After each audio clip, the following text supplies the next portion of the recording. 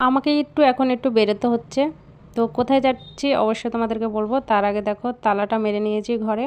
তো এখন আমরা যাচ্ছি, কিছুদিন আগে ব্লাউজ বানিয়েছিলাম তো ওগুলো ওয়ার কাজ করতে দিয়েছিলাম, তার জন্য আমরা যাচ্ছি আনার জন্য।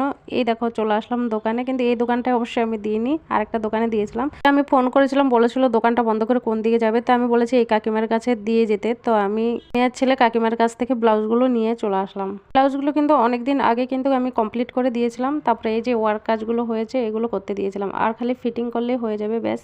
আর হাতের কাজ কিছু বাকি থাকবে, ওগুলো করলে ব্লাউজটা একদম রেডি। ব্লাউজটা দেখো ব্যাক ওপেন আছে, আর ফ্রন্টে দেখো মধুবালা কাটিং, আর ব্যাকে দেখো ব্যাক ওপেন। ব্লাউজটাও কিন্তু মধুবালা কাটিং হয়েছে। তো প্রথমে আমি কাটিং করে ব্লাউজটা রেডি করে তবে দিয়েছিলাম ওয়ার্ক কাজ করতে। প্রথমে রেডি করে না দিলে একদমই ওয়ার্ক কাজ করতে পারবে না। নর্মাল ব্লাউজগুলো করা যাবে, কিন্তু মধুবালা কাটিংগুলো কিন্তু করা যাবে না। তার জন্য পুরো ব্লাউজটা কমপ্লিট করে দিয়েছিলাম ওয়ার্ক কাজ করতে। তো দেখো ব্যাক ওপেন আছে, আর ব্যাকেও কিন্তু দুটো দড়ি দিয়েছিলাম, লাস্টে কাস্টমার বলেছে দড়ি লাগবে না, তার জন্য কেটে দিলাম। চলো ব্লাউজগুলো রেডি করে দেখাচ্ছি তোমাদের। তো দেখো ব্লাউজগুলো রেডি করে তোমাদেরকে দেখাচ্ছি, গায়ে পরলে কিন্তু খুব দারুণ লাগবে। তোমরা অবশ্যই কমেন্ট করে বলবে কেমন হয়েছে।